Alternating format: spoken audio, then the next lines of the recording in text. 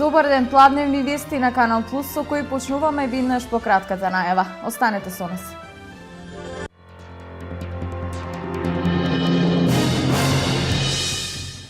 На факултетите започна доделувањето ваучери за таблет компјутери за студентите од социјално ранливите категории и за студентите со посебни потреби.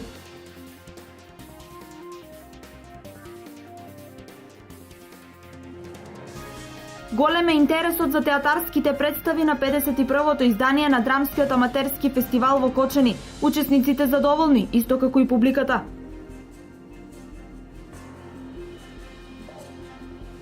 Кривична за сопственикот на Истра Доел Кочани заради злоупотреба на службената положба и оштетување на доверители. Со цел да избегне плаќање долг, имотот на фирмата си го продал сам на себе.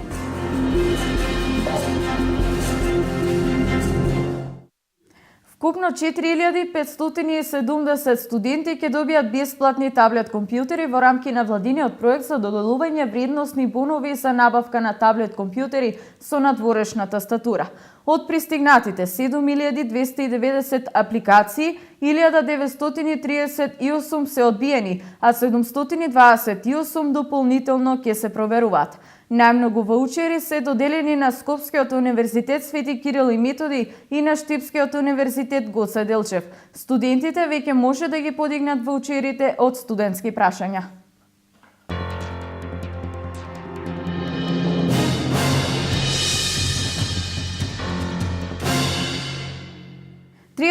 годишен јубилеј денес одбележува Штипската детска градинка Астибо. Во Домот на културата Ацо Шопов во теке завршната представа на овие градинки. 25 годишнина од постоењето и работата утринава одбележува и еколошкото друштво Виножите од Штип.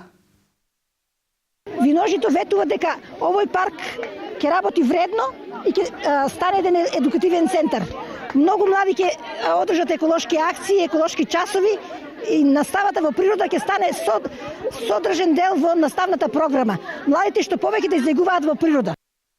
За помош на поплавените кои зафатија делови од државата на почетокот на оваа година, Црвениот крст на Република Македонија спроведе низа активности со цел ублажување на последиците и пружање помош и поддршка на настраданото население. Апелот за помош го поддржаа голем број граѓани, институции, компании и наши иселеници во странство, при што беа собрани средства кои им беа доделени на настраданите семејства од поплавените подрачја. Дополнително беа спроведени активности со кои се обезбедија парични средства, кои денес им се префрлени на сметките на 300 семејства.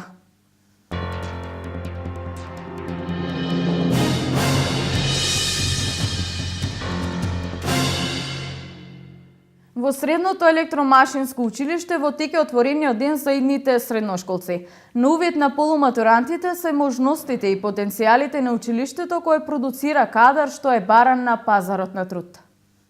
Во нашето училиште се изучуваат трите струки: угостителско-туристичка, електротехничка и машинска струка.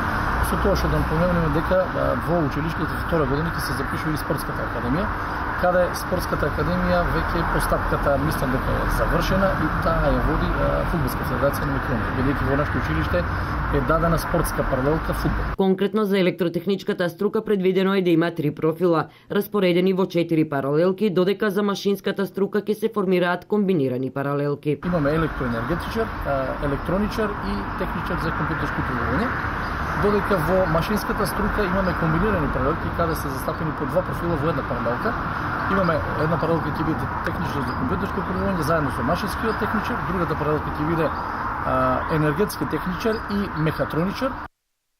СВР Штип поднесе кривична пријава против ЦМ од Кочани, собственик и управител на Истра Доел Кочани заради злоупотреба на службената положба и оштетување на доверители.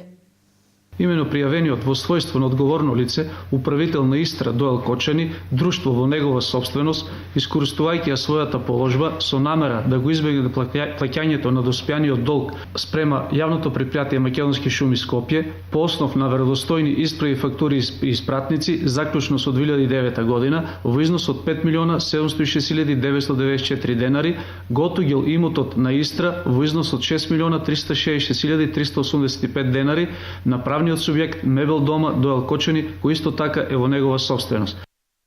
Кованите пари како ретроспектива на животот и економијата на народите и племијата кои го населувале Брегалничкиот регион, пред Виничани беше промовирана публикацијата Монетите од Брегалничкиот регион на магистар Гордана Јанева од Штипскиот завод музеј.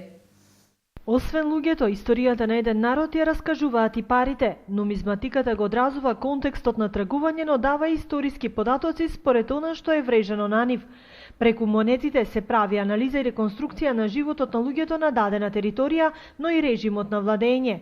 Монетите откриени на Брегалничкиот регион денес можеа да ги видат и виничани преку презентација на истоимената публикација на магистер Гордана Јанева, во која најстарите пари се датирани од пајонското време. Се припишува на пајонското племе Дерони, односно на пајонскиот владетел Докимос, кој што припаѓа на ова племенска припадност, значи на Дероните од 5 век пред нашата ера. Пронеден на локалитетот Горно поле, село Караордан, Штип. Правам истражување на римското, значи провинцијско монетоковање во Источна Македонија. Всушност тоа е насловот на мојата докторска дисертација. Музеот Теракота во минатогодишните истражувања најмногу монети има откриено на Виничко кале, но во изложбените паноа можат да се видат и монети од останатите археолошки наоѓалишта Грнчарка, Коколов рид и Гробана. Во нашиот музеј денес имаме поголем број на примероци на бронзени монети и многу мал број на златни монети. Изложени се монети од Виничко кале, од кои неколку се од 4 век, неколку се од 6 век и златните сите се од 6 век. Така. 2010 година на Виничко кале откривме депо со 17 златни монети во едно мало грне. Меѓутоа тие денес се наоѓаат во археолошкиот музеј на Македонија.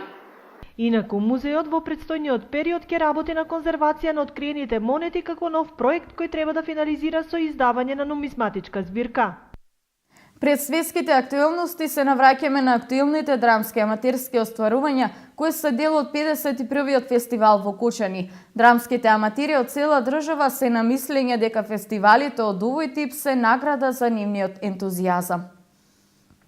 51-то издание на Драмскиот аматерски фестивал на Македонија изминативе 2 дена донесе представи со драмски аматери од Крива Паланка, Битола, Скопје и Вевчани. Салата на Националната установа Центар за култура Бели Мугри, каде што се одржуваат представите, и синоќа беше полна со посетители кои ги следат представите на фестивалот. За аматерите, учеството на фестивалот е признание за вложениот труд и наградата да се настапи на ваква манифестација. Јас сум Христина Стефановска и во представата не толкувам поединечна улога, всушност ние сме гласот на народот, општото мислење кој не обкружува секојдневно, она кое го слушаме од другите, кој ни влијае врз сето она што го правиме, како размислуваме, начинот на кој действуваме во секојдневниот живот. Толкувам еден лик на пијаница во представата, сум исмејуван од народот, од толпата луѓе на народот. Повеќето луѓе од народот ме сметат како злобен и лош човек, но сепак тоа е само едно лошо детство кое сум го поминал, па сега целата таа утеха е барам во ракијата или алкохолот, било како. Ја користам Барбара како ја гледам материјално, а не љубовно. Таа од мене бара љубов, а на крајот ја искористувам за парче денар кој нема го добијам на крајот. Представата е направена за да се допри до секој гледач во публиката. Вечерва на програмата е настапот на драмските аматери на Националната установа Центар за култура Коча Рацен од Кичево со представата Добра ноќ Патриција и на Ладинското драмско студио од Велес со представата Мозаикот наречен Велес.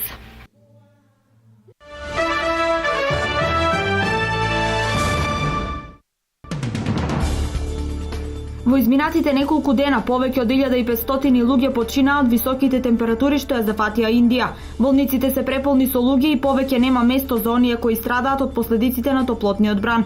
Во некои делови на земјата температурата се искачела и до 50 степени. Советот за безбедност на Обединетите нации едногласно усвои резолуција, барајќи да се обезбеди заштита на новинарите во земјите, како и оние изложени на напади во конфликти во различни делови на светот, но и да бидат ослободени киднапираните и заробени новинари. Никаде во Европа поставката за азил не трае толку долго како во Германија. Стопанството бара бегалците порано да почнат со учење германски јазик и да наоѓаат побрзо работа. Многу работодавачи ја критикуваат ваквата ситуација. Тие сакаат да вработуваат квалификувани бегалци, а такви најверојатно има многу.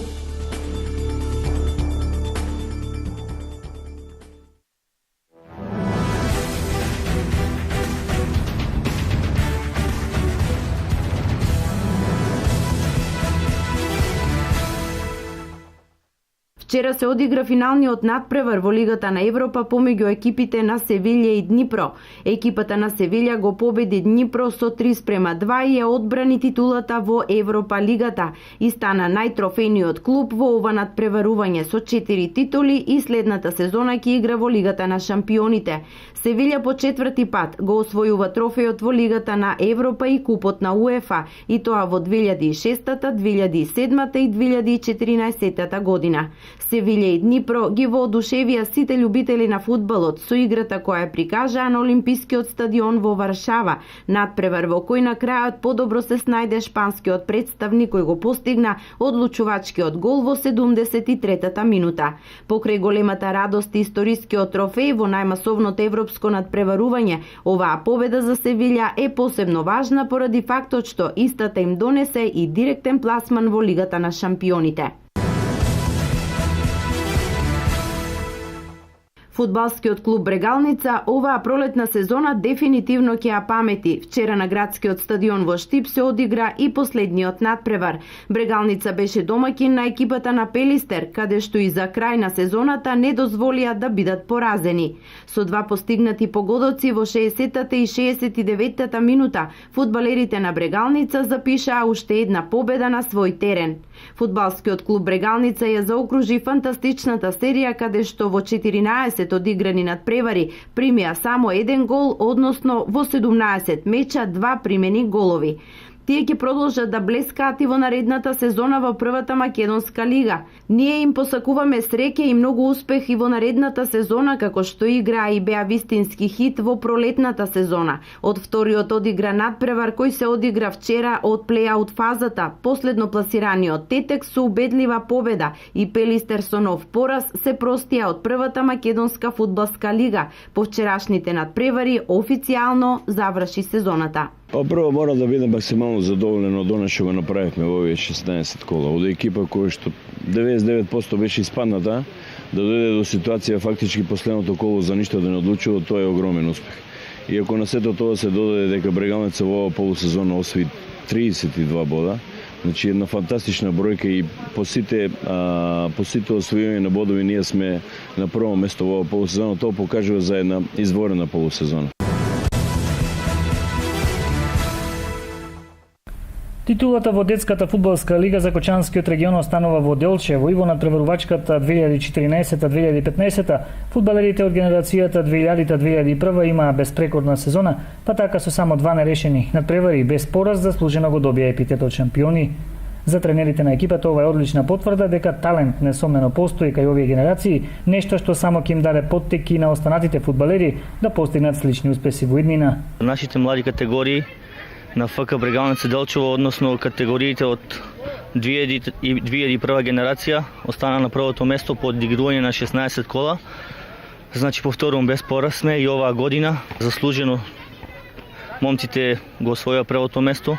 Честитки до нив, до моите колеги, до целата спортска јавност. Се надеваме дека и наредната година ќе останеме на првото место, ќе го задржиме првото шампионско место.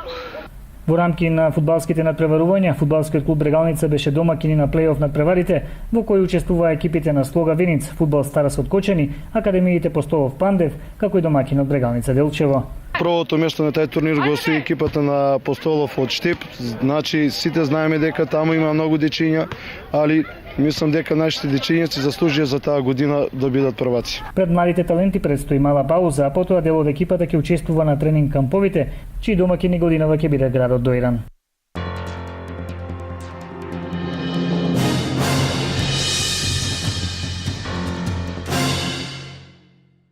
Ова е се во овие вести, повеќе содржини гледате во Дневникот во 16:30 и на веб порталот kanalplus.mk. Пријатен ден со нашата програма.